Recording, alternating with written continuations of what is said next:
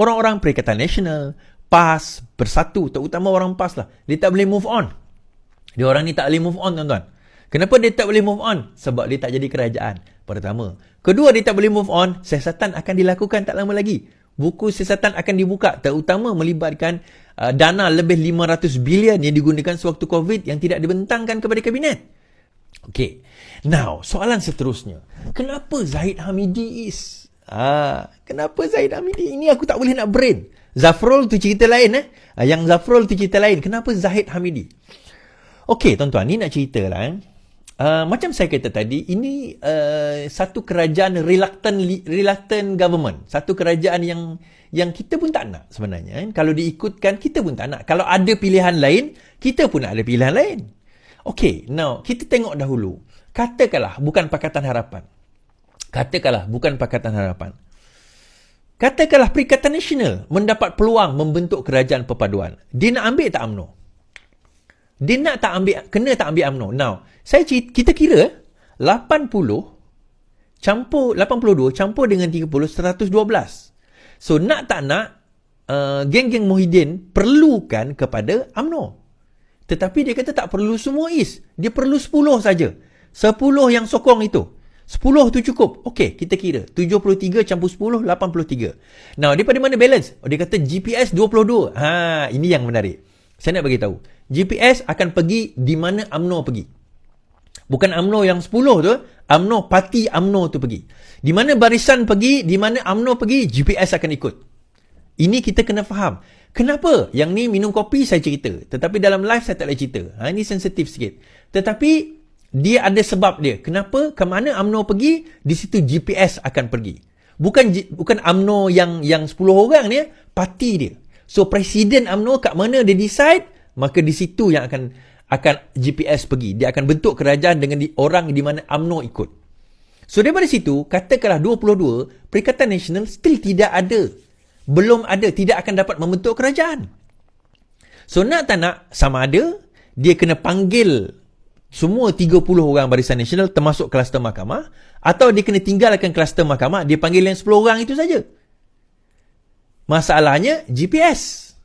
Tolak GPS, dia tak cukup majoriti. Dia tak akan cukup majoriti. Tetapi hari itu kan GPS sign itu, GPS was told, GPS diberita palsukan bahawa UMNO, Barisan Nasional menyokong Perikatan Nasional. Muhyiddin Yassin kata, bukan Muhyiddin Yassin kata lah, broker dia kata bahawa sekarang ini UMNO Barisan Nasional dah bersama dengan mereka. Itu yang Abang Joe berani buat press conference. Belum orang lain buat press conference, dia buat press conference dahulu sebab dia confident. Barisan Nasional bersama dengan kerajaan ini. Sekali tengok rupanya bukan Barisan Nasional. 10 orang UMNO je dengan MIC dengan MCA.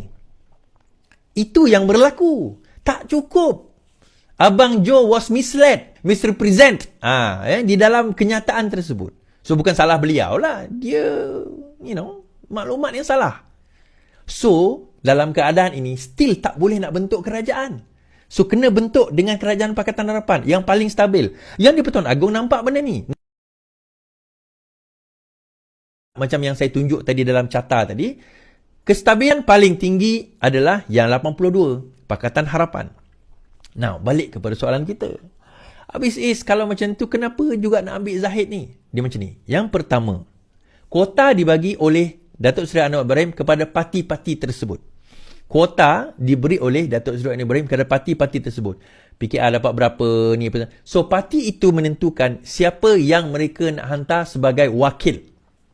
Okay? Parti itu yang menentukan siapa yang mereka nak hantar sebagai wakil.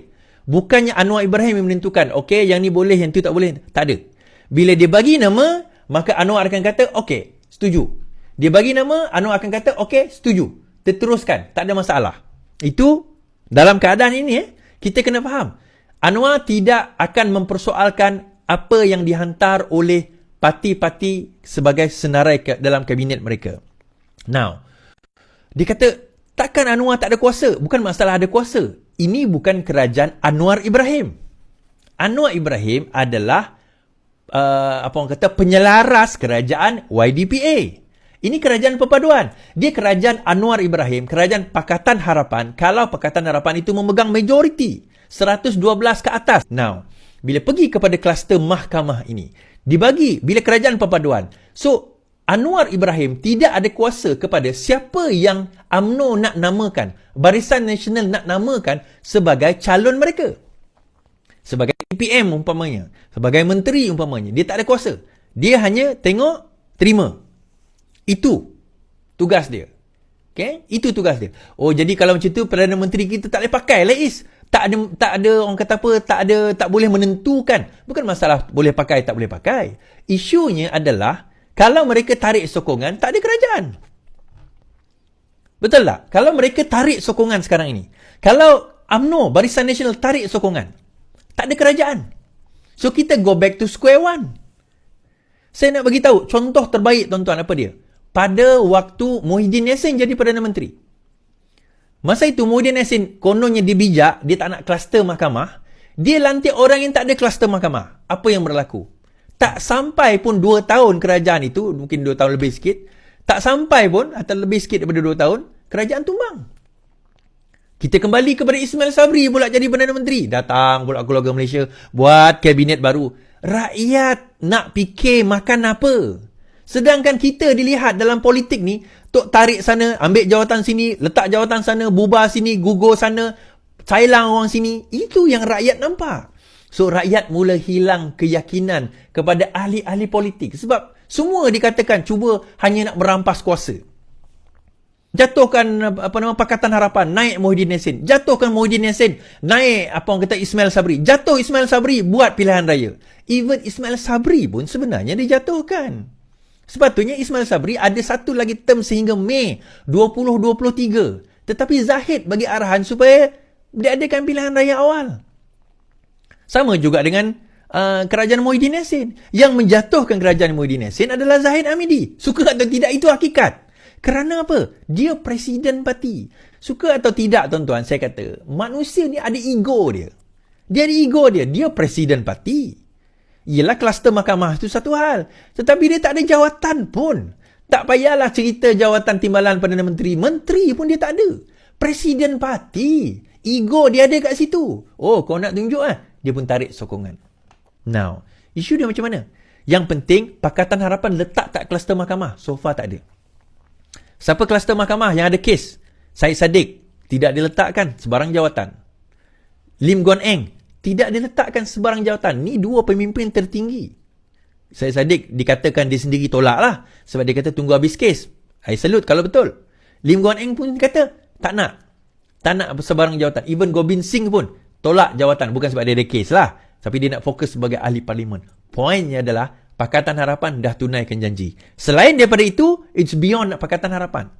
Pakatan Harapan tak menguasai UMNO Barisan Nasional. Itu mereka.